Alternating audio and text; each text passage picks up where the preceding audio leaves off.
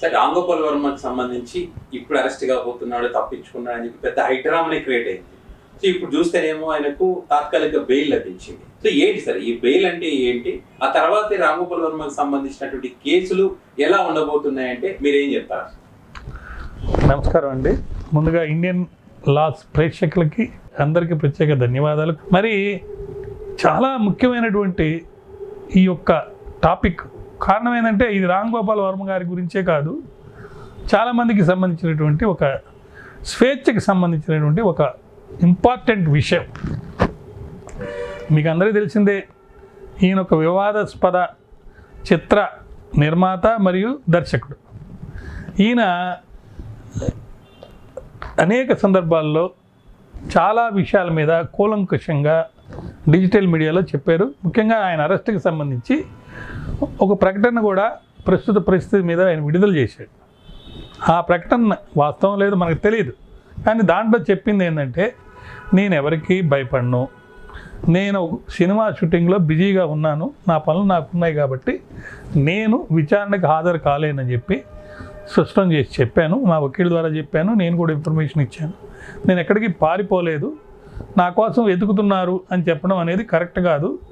ఒకవేళ అయితే నన్ను అరెస్ట్ చేస్తారు, అరెస్ట్ చేస్తే జైల్లో కథలు రాసుకుంటాను అని చెప్పి ఆ విధంగా ఆయన ఒక ప్రకటన కూడా ఇచ్చారు. అసలు ఒంగోలు పోలీసు వాళ్ళు వాళ్ళ ఇంటి దగ్గరికి వచ్చి లోపలికి వెళ్ళలేదు. ఎందుకు వచ్చారు ఇంటి దగ్గరికి అనేది వాళ్ళు చెప్పడం లేదు. అయితే దానికి అరెస్ట్ కోసమే వచ్చారు, ఇదిగో అరెస్ట్ అయిపోతున్నాడు, అదిగో అరెస్ట్ అయిపోతున్నాడు అని చెప్పి అంటున్నారు. మరి ఈయన పారిపోయాడు, కనపడటం లేదని అంటుంటే ఎక్కడ పట్టిన వీడియోల్లో ఇదిగో నేనున్నాను, మాట్లాడుతున్నాను, అన్నీ కాంట్రవర్షియల్గా ఏదో ఒక చిత్రానికి సంబంధించి ప్రమోషనల్గా జరిగేటప్పుడు ఆయన పందాలో జరిగిన విషయాలుగా మనకు కనిపిస్తున్నాయి. తన స్విచ్ ఆఫ్ చేయమని కానీ ఎవరో ప్రేరేపించడం అవన్నీ కూడా ఆయన వివరిస్తూ చెప్పాడు. నేను ఎక్కడికి పారిపోలేదు, నేనేమి స్విచ్ ఆఫ్ చేయలేదు అని చెప్పి చెప్పాడు అనమాట. ఇప్పుడు ఆయన ఇంటికి వెళ్ళడం అనేది జరిగింది, అది డెన్నో ఎక్కడికో. ముఖ్యంగా ఆంధ్రప్రదేశ్ ముఖ్యమంత్రి చంద్రబాబు నాయుడు గారి మీద, పవన్ కళ్యాణ్ గారి మీద, ఇంకా చాలామంది మీద, లోకేష్ మీద సోషల్ మీడియాలో ముఖ్యంగా ఎక్స్లో ఆయన కొన్ని స్టేట్మెంట్స్ అయితే ఇవ్వటం జరిగింది. అవి నాకు సంబంధించి నా భావ వ్యక్తీకరణకి నేను వాడుకున్న హక్కు అని ఆయన అంటున్నాడు. అయితే ఇక్కడ అది ఎదుటి వాళ్ళ యొక్క హక్కుల్ని నువ్వు భంగం కలిగించామని వీళ్ళు అంటున్నారు. మనం మరి ఈ రెండింటి విషయాల్లో పోలీసు వారు కేసులు పెట్టినప్పుడు దర్యాప్తు చేసి, దర్యాప్తులో భాగంగా అందరినీ విచారించి, అవసరమైతే ముద్దాయిని కూడా విచారించి స్టేట్మెంట్లు తీసుకొని కేసెస్ అనేది ఫైల్ చేయాలి. అయితే ఇక్కడ ఆయన ఈ కేసులు రాజ్యాంగబద్ధం కాదు, ఈ డిజిటల్ మీడియాలో భావ వ్యక్తీకరణ మీద ఆంక్షలు పెడితే, అసలు డిజిటల్ మీడియా అనేది లేకపోతే అది కంట్రీ ఇంట్రెస్ట్కి లేకపోతే డెవలప్మెంట్కి అగెనిస్ట్ అవుద్ది. అందరూ అశాంతితో ఉంటారు. ఎవరికి కావాల్సింది వాళ్ళు ఎగ్జిబిట్ చేసి ఎక్స్ప్రెస్ చేసి చెప్పుకుంటారు. దాని మీద ఎదురోళ్ళు కూడా చెప్పండి, ఇది freedom of press, right to freedom of speech and expression కింద వస్తుంది, ఆర్టికల్ 21 కింద అనేది ఆయన వాదన. అయితే సోషల్ మీడియాలో అసభ్యకరంగా కొన్ని పోస్టులు పెట్టారు. వాటిలో ఈయన కూడా కొన్ని అటువంటి పోస్టులు పెట్టారు. ఆయన మాట్లాడే మాటలు అవమానకరంగా ఉంటుంది కంటెంట్. అట్లా అవమానం చేసే హక్కు మీకు ఎక్కడ ఇచ్చారు? మీరు సినిమా తీసుకోండి, సినిమాలో మీ భావాలు ఏముంటే అవి చెప్పండి. దానికి సంబంధించి సెన్సార్ ఉంది. ఇప్పుడు ఆల్రెడీ చెప్పేది సెన్సార్ పర్మిషన్ ఇస్తేనే కదా సినిమా అనేది వచ్చింది అని వాడండి. అయితే మీరు ఎక్స్లో చెప్పారు కదా అంటే, ఎక్స్లో కూడా సినిమాకి సంబంధించి చెప్పాను, వేరే ఏం చెప్పలేదు అని చెప్పి చెప్పడం జరిగింది.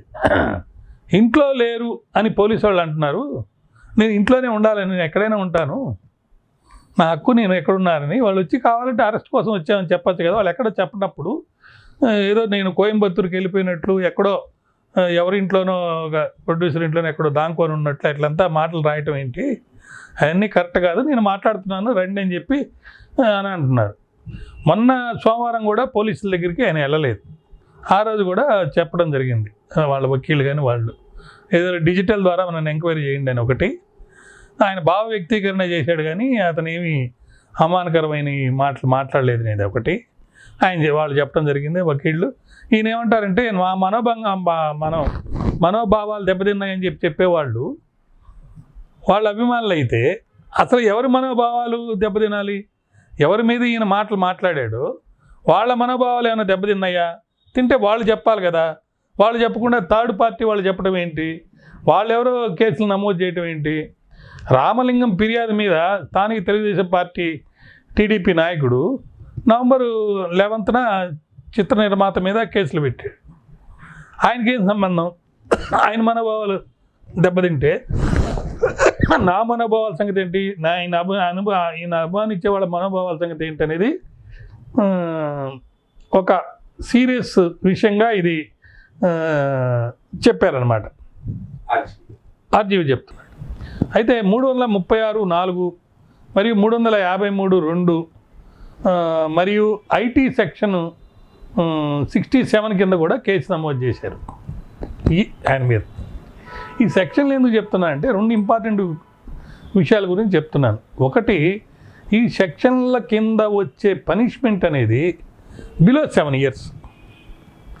సో బిలో 7 years ఉన్న కేసుల్లో జనరల్గా సుప్రీంకోర్టు ఇచ్చినటువంటి తీర్పుల ప్రకారము ఒక నోటీస్ అనేది ఇవ్వాలి. 41A నోటీస్ అనేవాళ్ళు ఇదివరకు. ఇప్పుడు వేరే సెక్షన్ కింద ఆ నోటీస్ BNS కింద మారింది. దాని కింద నోటీస్ ఇచ్చినప్పుడు ఆ నోటీస్ తీసుకొని మరి ముద్దాయి అయితే ముద్దాయి, సాక్షి అయితే సాక్షి, పోలీసు వారు చెప్పిన ప్లేస్కి వెళ్ళి వారి యొక్క వివరణని లేకపోతే వారి యొక్క సమాధానాన్ని పోలీసు వాళ్ళకి చెప్పాలి. పోలీసు వాళ్ళకి పిలిచే హక్కు ఉంది. వెళ్ళాల్సిన బాధ్యత ముద్దాయి మీద కానీ సాక్షుల మీద కానీ ఉంటుంది. ఇక్కడ ఏంది, కొత్త చట్టంలో BNSలో ఈవెన్ కోర్టులో రికార్డ్ చేసే సాక్ష్యం కూడా అవసరమైతే త్రూ వీడియోస్తో రికార్డ్ చేయొచ్చు. అయితే వీళ్ళు అడుగుతున్నారు, మీకు ఓన్లీ స్టేట్మెంటే కదా కావాల్సింది, డిజిటల్ రూపంలో తీసుకోండి అని.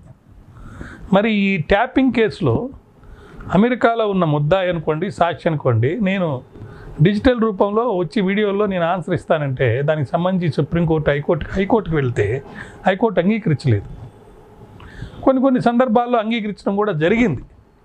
కాబట్టి పోలీసు వారికి ఒక డిస్క్రిప్షన్, వివక్షణ అనేది ఉంటుంది. వారు కొన్ని అంగీకరించవచ్చు, కొన్ని అంగీకరించకపోవచ్చు.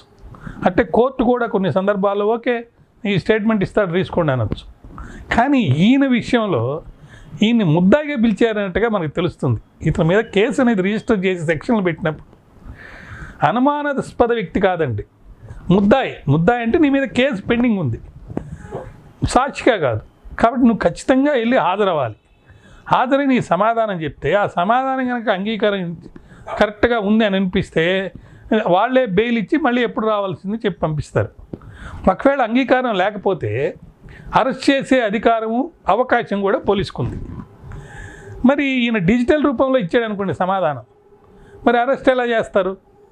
కాబట్టి ఆ అడ్వకేట్ చెప్పే వాదనలో సరైనటువంటి దృక్పథంలో చెప్పడం లేదు. సాక్షి నేను డిజిటల్ రూపంలో వచ్చి చెప్తాను అని అనొచ్చు, దాన్ని యాక్సెప్ట్ చేస్తారా లేదా అది వేరే విషయం. కానీ ముద్దాయికి అవకాశం ఉందా లేదా అని చూస్తే చాలా సందర్భాల్లో కోర్టు చెప్పింది ఏంటంటే ఎవరైనా సరే ముద్దాయిగా ఉన్నప్పుడు వాళ్ళని పోలీసు వాళ్ళు రమ్మంటే రిక్వెస్ట్ చేసుకోవచ్చు, నేను ఇప్పుడు రాలేనండి తర్వాత వస్తానని. ఈయన ఒక్కసారి అడిగితే వాయిదా ఇచ్చారు. మొన్న మళ్ళీ సోమవారం కూడా మళ్ళీ రాకుండా మళ్ళీ వాయిదా అడిగాడు. మరి ఎన్ని సందర్భాల్లో ఎన్నిసార్లు ఇలా వాయిదాలు ఇవ్వచ్చు అని అంటే పోలీస్ వారికి ఆ డిస్క్రిప్షన్ ఉంది. కవిత గారి కేసులో కూడా మనం చూసాం. ఇది ప్రొసీజరల్ ఆస్పెక్ట్స్లో పోలీస్ పవర్స్, ముద్దాయి యొక్క హక్కులు, ముద్దాయికి ఉన్న right to freedom of speech and expression article 21 కింద 19(1) కింద ఆయన ఎక్సర్సైజ్ చేసేటప్పుడు లేకపోతే ఎక్సర్సైజ్ చేసిన తర్వాత ఆయనకి ఎటువంటి రక్షణ ఉందంటే ఖచ్చితంగా ముద్దాయికి కూడా రక్షణ ఉంది. 7 సంవత్సరాల లోపల కేసుల్లో అరెస్ట్ చేసి జైల్లో పెట్టేదానికంటే ఇక అటువంటి గత్యంతరం లేని పరిస్థితుల్లో మాత్రమే అది చేస్తారు. ఒకటి. రెండోది, ఎన్నిసార్లు పిలిచినా రాలేదు, ఇదొక అభియోగం. మరి ఎన్నిసార్లు పిలిచినా రాలేకపోతే ఆయన ఇచ్చే సమాధానం ఏంటి? ఇదిగో ఏ కారణం వల్ల ఆయన రాలేకపోతున్నాడని ఆయన చెప్పినప్పుడు ఆ కారణాన్ని విశ్లేషించి అది కనుక చట్టబద్ధం ధర్మబద్ధతం అయితే ఆయన యాక్సెప్ట్ చేయొచ్చు ఎన్నిసార్లు అయినా సరే.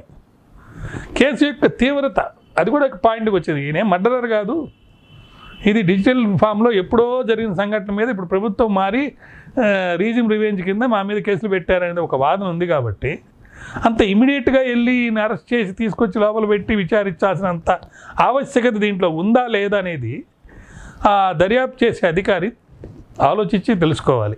ఒకవేళ ఆయన తప్పు చేస్తే కోర్టు దాన్ని సవరించాలి. ఇది దానికి సంబంధించి. కాబట్టి రామ్ గోపాల్ గారి విషయంలో కూడా 7 ఏళ్ల కంటే తక్కువ పనిష్మెంట్ కాబట్టి ఆయన మీద పెట్టిన కేసులన్నీ కూడా ఆయనకి ఇంటర్మ్ బెయిల్ అనేది ఇచ్చారు. అది 9వ తారీఖు దాకా ఇచ్చారు. 9వ తారీఖు తర్వాత ఏం జరుగుతుంది అనేది వేచి చూడాలి.